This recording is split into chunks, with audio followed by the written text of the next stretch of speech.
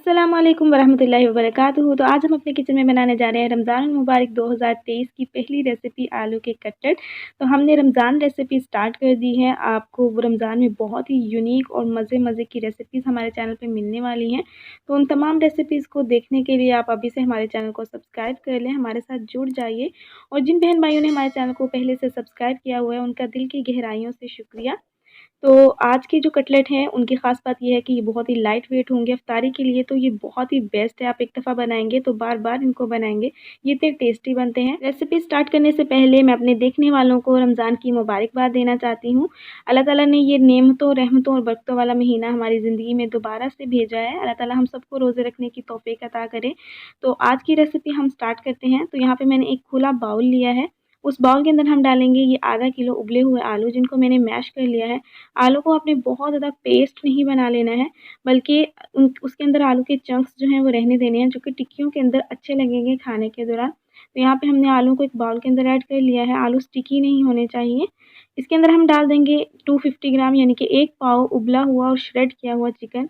आलू को मैंने थोड़ा सा नमक डाल के उबाल लिया था, उसके बाद मैंने इसको अच्छे से श्रेड कर लिया है।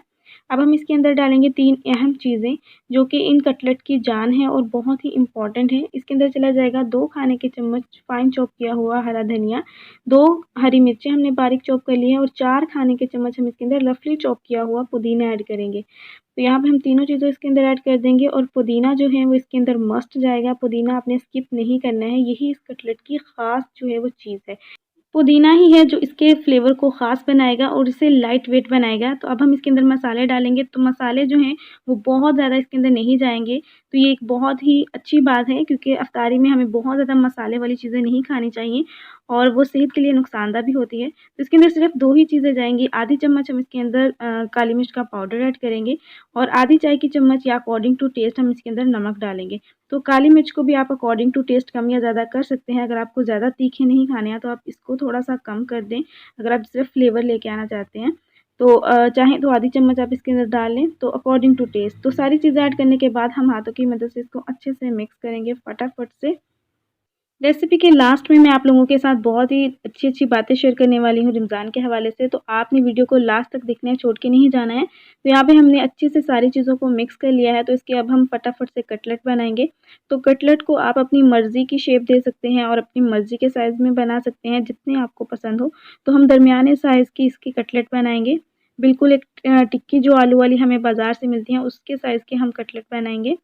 तो यहाँ पे हमने एक कटलेट बना लिया है, इसको हम ट्रे में रख देंगे और इसी तरह हम बाकी के सारे कटलेट बनाएंगे और उसके बाद हम इनको फ्राई करेंगे।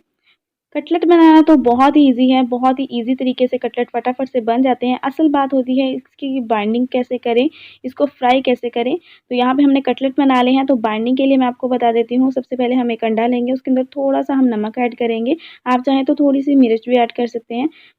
तो इसको हम अच्छे से फेंटेंगे और इसी के अंदर डिप करके हम कटलेट को फ्राई करेंगे। ऑयल हमने यहाँ पे ले लिया है, शैलो फ्राई करेंगे हम अपने कटलेट को। तो ऑयल को हमने मीडियम गरम कर लिया है और कटलेट को हम डालेंगे, अंडे के अंदर डिप करेंगे, अच्छे से कोट करेंगे और इसे हम ऑयल के अंदर डाल देंगे फ्राई होने के लिए। फ्लेम हमने मीडियम ही रखनी है, हाई फ्लेम पे इनको फ्राई नहीं करना है और ना ही लो फ्लेम पे करना है, क्योंकि आलू हमारे गले हुए हैं, उबले हुए हैं और चिकन भी हमारा अच्छे से बॉयल है। तो सारी चीज़ें पकी हुई हैं, सिर्फ हमें कटलेट के ऊपर कलर लेके आना है। तो यहाँ पे हम इनको फ्राई होने देते हैं।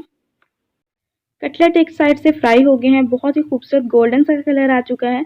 तो हम बहुत ही एहतियात के साथ इसकी साइड को चेंज कर देंगे और दूसरी साइड भी हम इसी तरह फ्राई होने देते हैं। तो यहाँ पे हमारे कटलेट जो हैं वो रेडी हो गए हैं। तो इनको हम प्लेट में निकाल लेंगे, टिश्यू पेपर पे निकालेंगे, ताकि एक्स्ट्रा ऑयल जो है वो टिश्यू पेपर के अंदर ऑब्जर्व हो जाए। तो यहाँ पे तैयार हैं हमारे मज़ेदार से आलू के कटलेट। इन आलू के कटलेट की ख़ास बात ये है कि ये बहुत ही लाइट वेट है, कम मसालों के साथ बनाए हैं और इसके अंदर हमने पुदीना ऐड किया है, जो कि डाइजेशन के लिए बहुत ही फ़ायदेमंद है। तो इफ्तारी में सर्व करने के लिए और खाने के लिए बहुत ही बेस्ट कटलेट है। आप इसको एक बार बनाएंगे तो बार बार बनाएंगे। और जहाँ तक रही जायक़े की बात, तो जायका आपके खलूस की वजह से आता है। जितने खलूस के साथ आप कोई भी चीज़ पकाएंगे, आपके खाने में उतना ही ज़्यादा जायका आएगा। तो इस रमज़ान मुबारक अपने दिलों में मौजूद एक दूसरे के लिए थोड़ी बहुत रंजिशों और नफ़रतों को मिटाएं, पुरखलूस तरीके के साथ जायकेदार खाने बनाएं, इन खानों को एक दूसरे के साथ बांटें, प्यार बांटें, खुशियाँ बांटें एक दूसरे के साथ। मुझे भी अपनी दुआ में याद रखिएगा। मिलते हैं नेक्स्ट ऐसी ही मज़ेदार सी रमज़ान रेसिपीज़ के साथ। तब तक के लिए अल्लाह हाफ़िज़।